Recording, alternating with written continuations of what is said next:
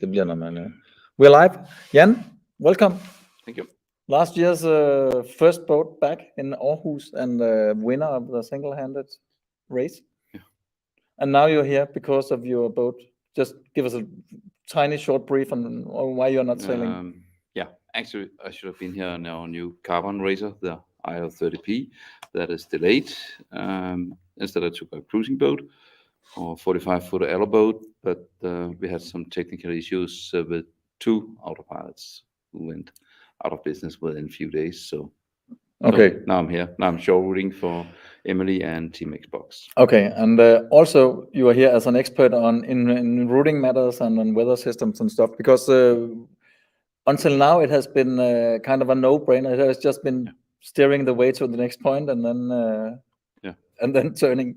A walk in the park. Yeah, that will be more difficult for the next 24 hours. Yeah, because what maybe we should we could just have a little. Let's have some sailing, because this is what it's all about.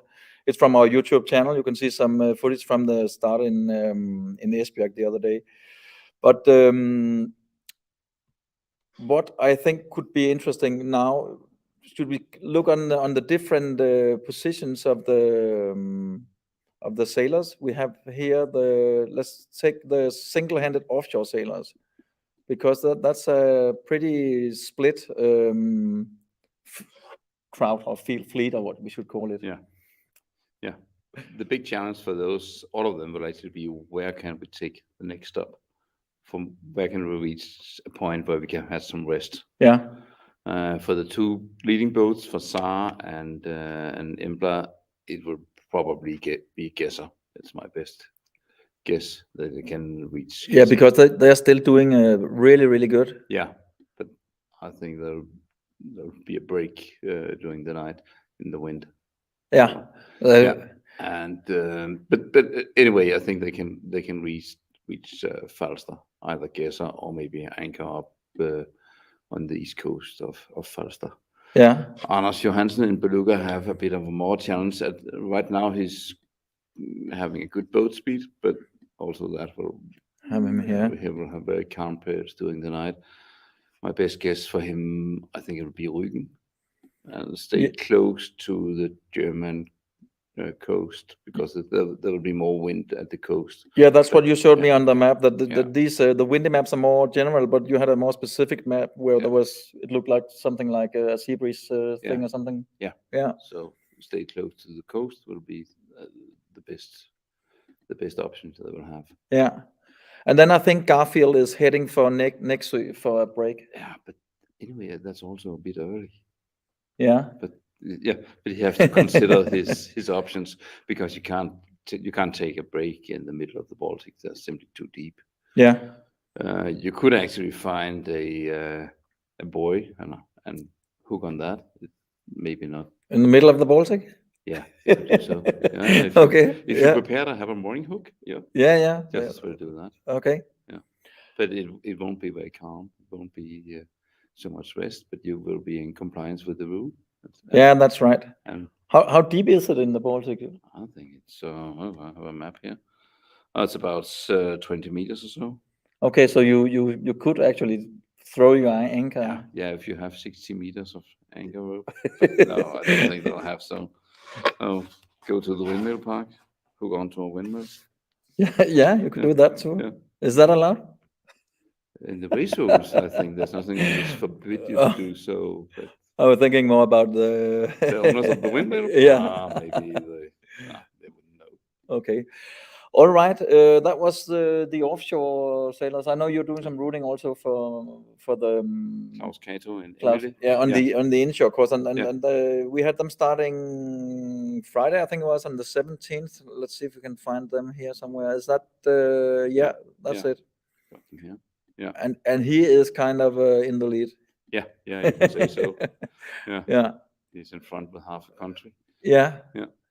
And do you know? Yeah, I think you know his plans. Or yeah. His plans is to go for Christiansø. He has about 40 miles left. Okay. He has to be in harbor at the 1700 on Monday, so he has about 24 hours to go from now, but during the calm situations, I think he'll go to Nexø.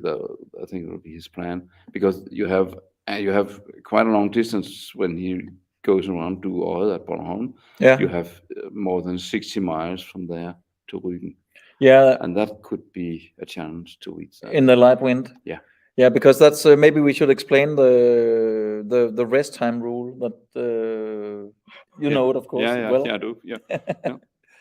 Yeah. He left Skovshoved at around 5 o'clock this morning, so he's not allowed to go for more than 36 hours, and it will be 5 o'clock in the afternoon Monday. Okay. So we have to find a place to rest there. Okay. But it is important that you stretch the period your setting time as long as possible. Otherwise, you will narrow the slot where you can take your rest for the next slot. So, but let's see. It's also important, of course, that you get some rest. Yeah, and then the challenge is, of course, that if you're in the middle of somewhere and you are trying to reach it and the wind completely goes, or the current is running against you or something, then you're fucked. Yeah, exactly. Yeah. So I will have a chat with Kato when he become close to Nexø, and let's see what we're gonna do. Okay. But that is about 60 miles from here, and that All will right. easily take him 12 hours, Yeah. and he has 12 hours to go the next 65 miles. But in no wind, you can't do it. No. You don't have to take a chance, because you will be out of the race. Yeah.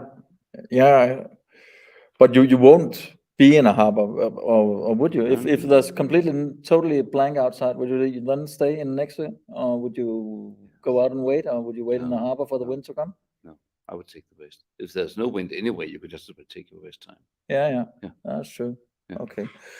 All right. That was the two single-handed fleets. I know we talked about it before, that we shouldn't. I'm just gonna put this one on.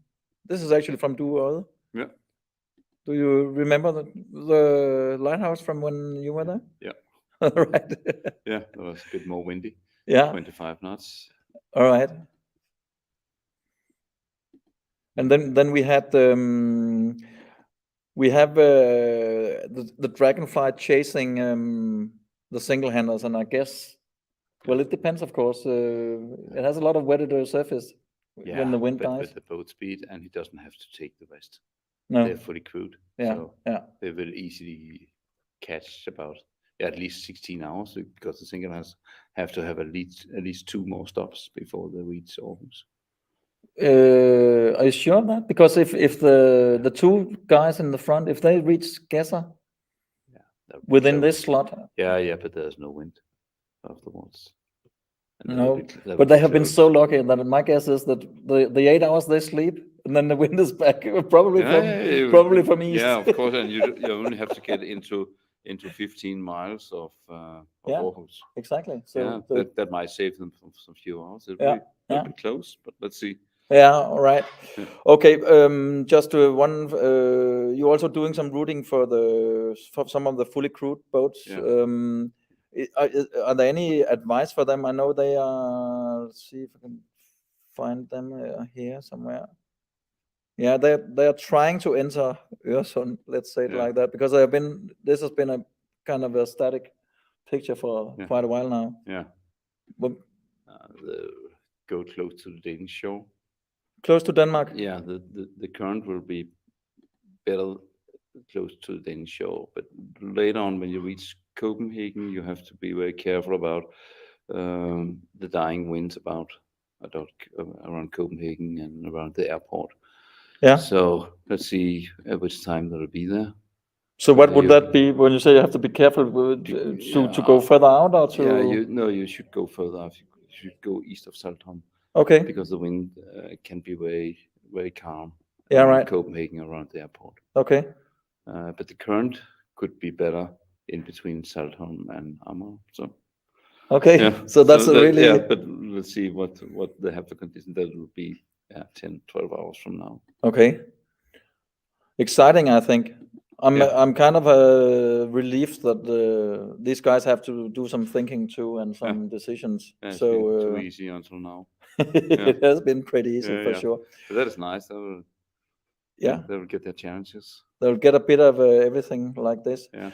Okay, this is actually from Skagen, from the passing, the single-handed when they reached the round Grenen the other day. They did pretty fast too, but they did the 200 miles in 27 hours. Yeah.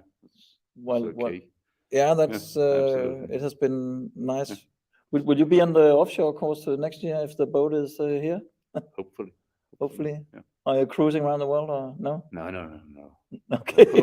only 6 weeks in the sky. Okay. That's all.